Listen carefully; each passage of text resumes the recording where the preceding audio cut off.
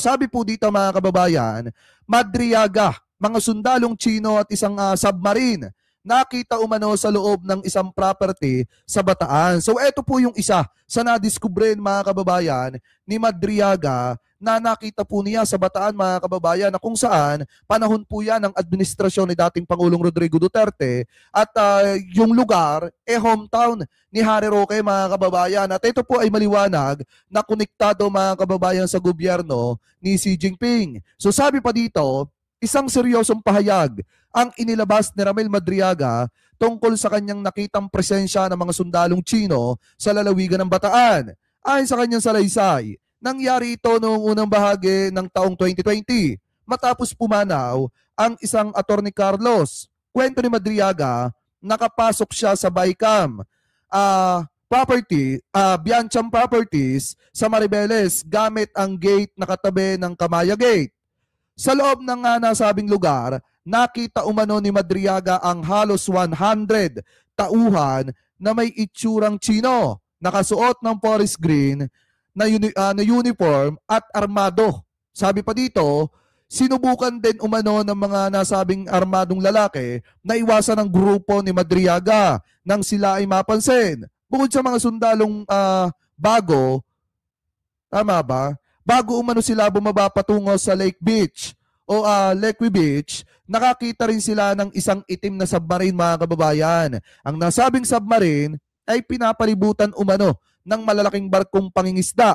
Isa sa mga cove o bahagi ng dalampasigan sa loob pa rin ng Biancham premises. Ang testimonya ni Madriaga ay nagbibigay ng bagong impormasyon sa mga usapin ng seguridad sa naturang bahagi ng bansa mga kababayan. So ngayon, nung daw pong ito si Madriaga ay pumasok sa Biancham premises, isa sa mga pagmamay-ari po o property na pagmamay-ari ni Harry Roque, nakakita siya ng maraming armadong Chinese mga kababayan. So ibig sabihin, ito palang si Roque ay nagkakalong ng mga Chinese spy di umano mga kababayan at mga armadong Chinese na siguro iba ang ginagawa dito po sa ating bansa. So ngayon baka sabihin ng iba mga kababayan, Jake, paano mo naman nasabi na iba yung ginagawa dito po sa ating bansa at binasa mo lang naman yung balita galing sa page. Eto mga kababayan pa, kung titingnan ninyo, naghanap po tayo ng balita na connected po dyan, na pwede po nating mapag-usapan at maibangga dito po sa nabasa po nating article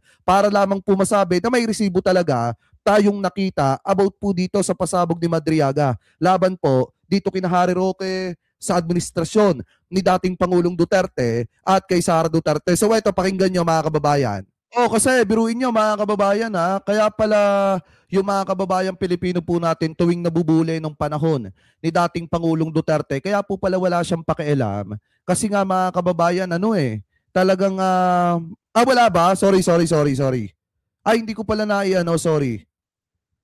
Eto lagi ko nakakalimutan yung last part. Sorry eto na. Ulitin ko na lang.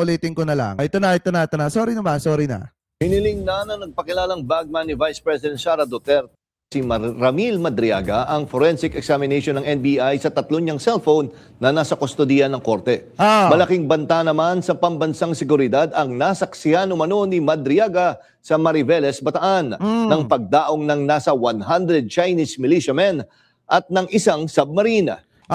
Di ba mga kababayan, ito yung sinasabi ko kanina bago nyo na i-comment na walang sounds. So kaya pala yung mga kababayan Pilipino po natin kapag ka nasasaktan, lalo na yung mga mangingisda, binabaliwala lang po ni dating Pangulong Rodrigo Duterte kasi mas mahal niya nga mga kababayan yung mga Chinese. Dahil nga, unang-una, may ganito po pala na kung saan ito pong property ni Harry Roque di umano, nagkakanlong ng mga armadong Chinese mga kababayan at may mga pasubmarine pa.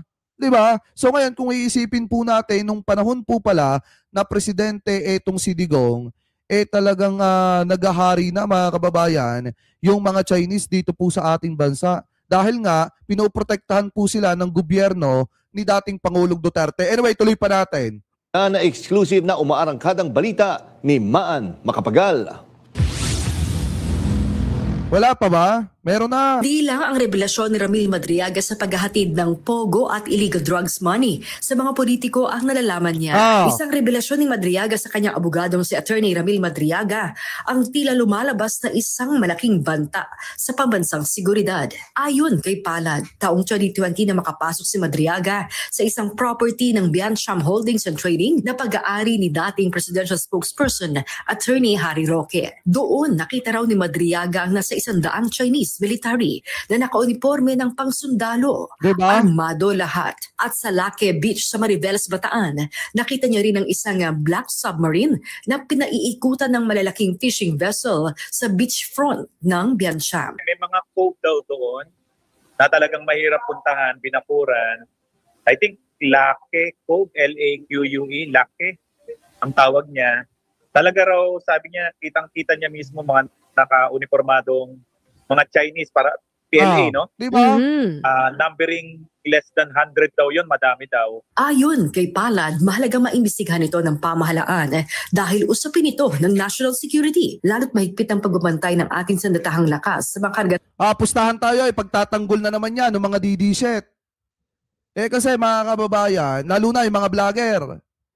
Kasi mga kababayan, funded sila. Diba? Funded sila kaya ipinagtatanggol nila etong mga Duterte, mga kababayan, pati yung na-discover nito pong si Madriaga. 'Di ba? Sasabihin na naman nila, nagsisinungaling ito pong si Madriaga. Kahit na maliwanag na may ebidensyang hawak ito pong si Madriaga patungkol po sa nasaksihan at nakita po niya. Anyway, tuloy pa natin. At ang sakop ng ating bansa. Sabi niya, marami siya nakita mga Chinese military doon. With or without photos naman, mabigat yung allegation na yon, di ba? Tama. Maaring ginagamit nga to kasi may mga kwento siya na pwedeng gawing refueling area kung makukuha nila yon. Pero dahil nga dito sa pagdidemanda ng kaso sa ombudsman, natigil na yung proyekto na yon. Hindi na natuloy yung planong gawing yacht club ng mga pogo operators itong lugar na ito. Hindi naman nabago sa atin na yung mga Chinese paramilitary, yung Coast Guard nila, yung mga militia nila pumapasok sa mga exclusive economic zone natin, di ba? Normal na balita na yan na pumapasok sila na malapit na rito sa mga isla natin sa Palawan, etc. So, hindi na bago yan. Tsaka kung mapapansin nyo, mga kababayan, kapag ka may gagawin na hakbang, yung ating PCG, yung ating mga Philippine Coast Guard, talagang natutunugan po ng mga Chinese Coast Guard. Yun naman pala, mga kababayan, may mga ganito po palang senaryo na kung saan meron tayong kapwa Pilipino na nagkakanlong dati ng mga armadong Chinese. Anyway, ituloy pa natin. Issue na pumapasok ang mga Chino sa atin.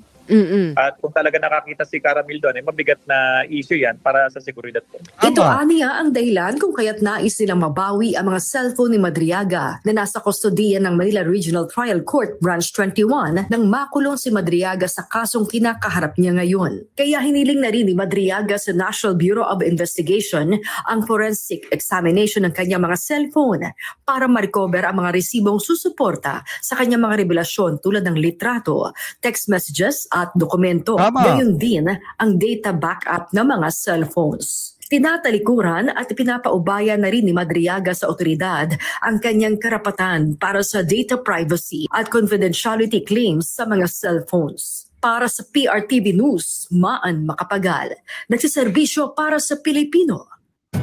Kaya pala mahal na mahal mo sa Sara Duterte si Harry Roque. Kasi si Harry Roque pala ang kumukupkop at nagtatago nung panahon na kayo nasa kapangyarihan dyan sa mga armadong Chinese, mga kababayan. So ibig sabihin, kaya pala mahal na mahal din ni Digong, mga kababayan, ang mga Chinese kasi nahahawakan nila nung mga panahon na yon na sila po nasa kapangyarihan at yan po ang nadiskubre ni Madriaga. So